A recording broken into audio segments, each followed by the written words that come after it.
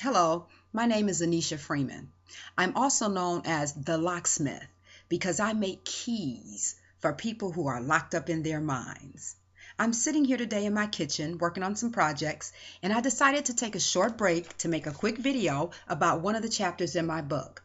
My book is entitled What's Really Going On, and it's a collection of 31 articles that have been published in my bi-weekly column in the Grand Rapids Times. Each article is written in the vein of cognitive restructuring, which happens to be one of my specialties. Today, I would like to talk about the chapter entitled Pick Your Pain. Now, years ago, one of my mentors suggested that I look up words, basic, common, everyday words, from time to time to refresh myself with the meaning, the definitions of those words. So I decided to look up the word pain, and I decided to look up the word pick. So one of the definitions for the word pain is an unpleasant sensation occurring in various degrees of severity. One of the definitions for the word pick is to decide with care or forethought. So the title of my chapter is Pick Your Pain. This title implies that pain is not an option, that you will experience some form of pain throughout your lifetime. And I've discovered over the course of my life that I have experienced pain in two formats, productive pain and destructive pain. So I also looked up the definitions of the word productive and destructive. One of the definitions for the word productive is yielding favorable or useful results. One of the definitions of destructive is tending to destroy, causing much damage. So the destructive pain that I experienced most of my life was actually derived from me trying to avoid pain at all. Isn't that that's kind of ironic? Most of the destructive pain was produced by me trying to avoid pain. I was seeking the absence of pain. I hadn't understand. I was unaware that pain is part of the living equation. And most of the pain, my destructive pain, was produced by untreated trauma and a distorted belief system that was developed throughout the course of the years I was being traumatized. And so I went to the streets of Detroit. I'm from Detroit, Michigan. So I spent years seeking the absence of pain in drugs and alcohol. But there's a lot of ways to seek the absence of pain. We don't want to make this a drug or alcohol issue. Okay, people seek the absence of pain using a variety of methods. That just happened to be one of the methods that I used for years. I surrendered to that lifestyle. I got tired of the lifestyle associated with drugs and alcohol.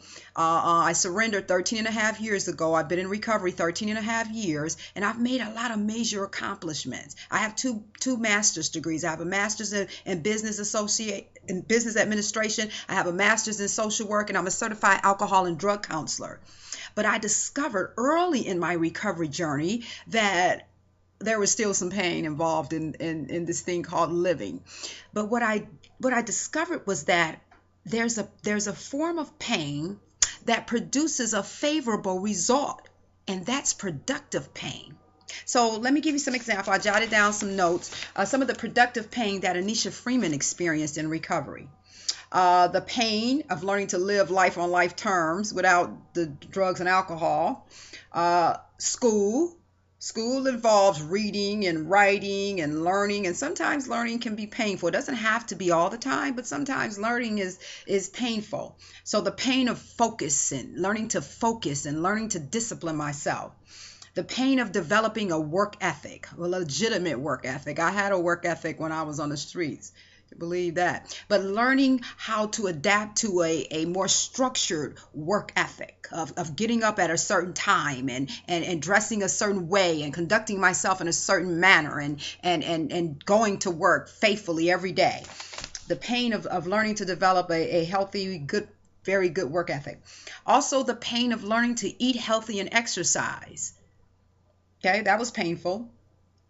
And getting some help addressing my untreated trauma.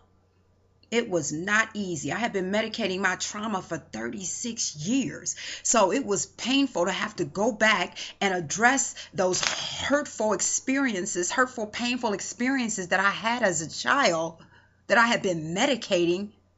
We call it putting a hit on it. For years, I had to go back and face that. And it was painful. I'm not going to tell you it was easy. But I went back with some professionals who was trained in trauma therapy. And I addressed it. And it's produced all of this pain. All of these painful experiences that I've had in recovery have produced some favorable results. So in my chapter, in my book, I talk about the various pains that people need to learn how to pick, because a lot of people they were just like me, seeking the absence of pain and ending up with a lot of destructive pain. So there's some pains that you can pick between. So one type of pain is exercise. Let's talk about exercise. I exercise. I work out now. I work out for at least an hour to 2 hours. Sometimes an hour. I'm at the gym an hour. If it's strength and cardio day, I'm there 2 hours. But I go 5 to 6 times a week because I pick that pain as opposed to the pain of not feeling good about how I look 24 hours a day, 7 days a week. Huh? Okay? The pain of feeling insecure about how I look in clothes. The pain of having to go clothes shopping with those mirrors, those three-dimensional mirrors with that crazy lighting. They have the worst lighting in those dressing rooms. Look like they would make the lighting or the mirrors make you look attractive so that you would buy the clothes, but they don't. They don't do that.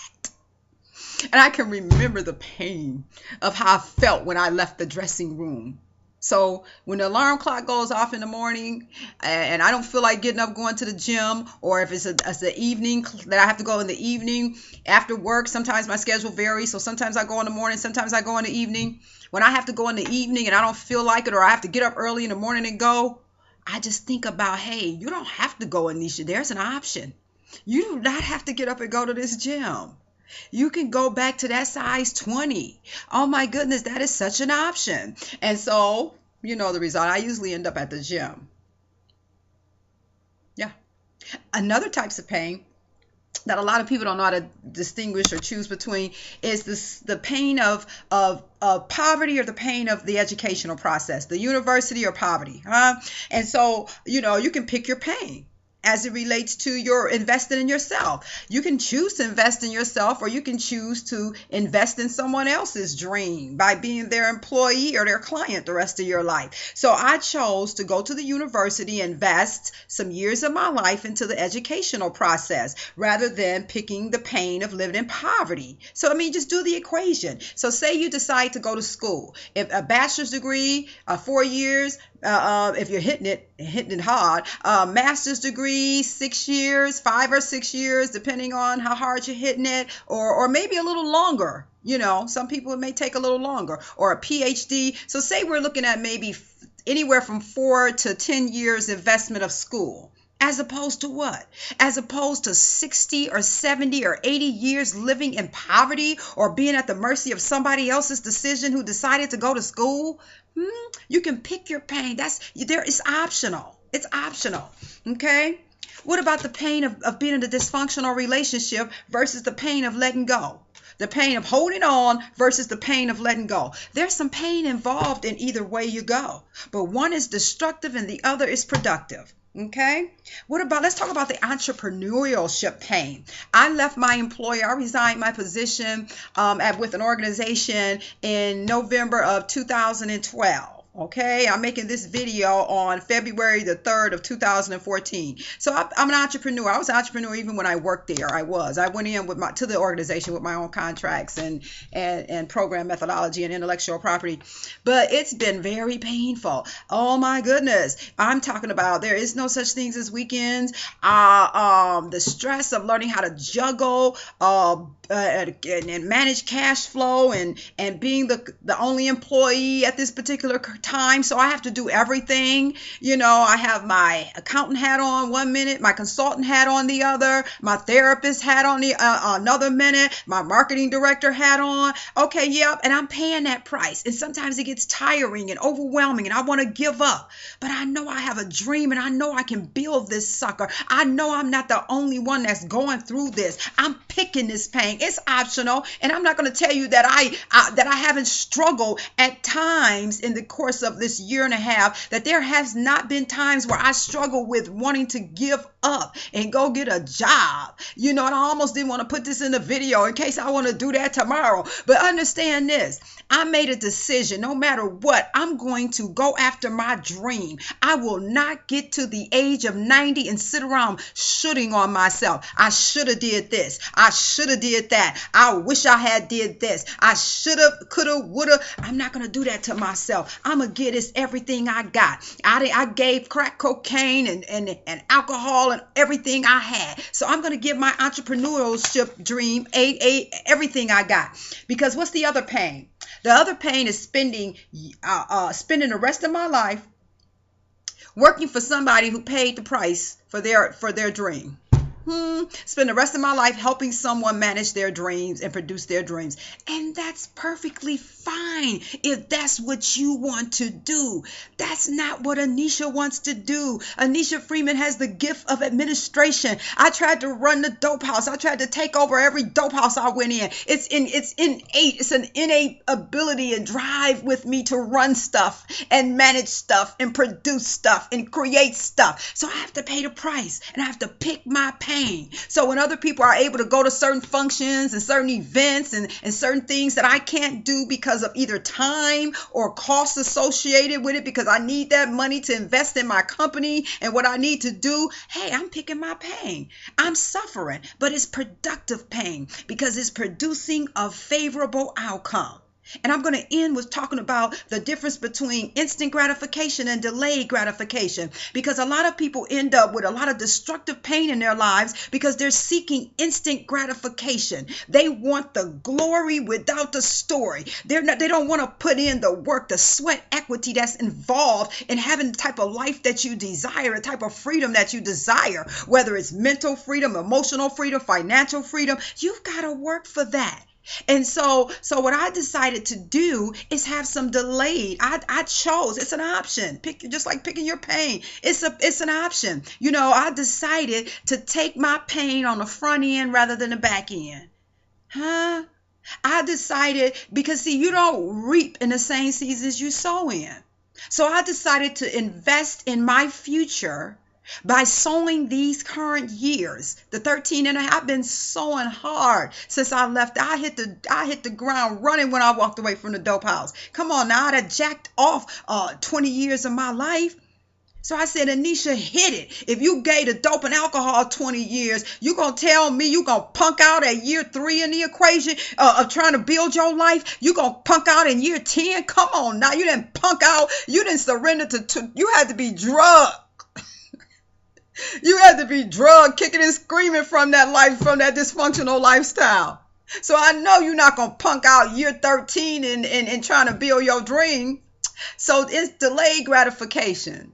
You know, I'm willing to wait until a later time. I was looking for my notes because I think I looked up the word delayed. Did I look up delayed? Yeah. Delayed, it means to postpone until a later time. So I decided to postpone going to all of the banquets and balls and functions. You know, sometimes I go if it's advantageous for networking and marketing, but a lot of the ones I want to go to, that's just an excuse. I'm networking. I want to hang, okay, and it costs a lot of money to hang. So if there's an advantage to me going to an event that costs money, if I'm going to learn something there that's going to help me in my business, if it's a great networking opportunity, and if there's nothing else on the list of priorities that trumps that networking opportunity, I'm not going.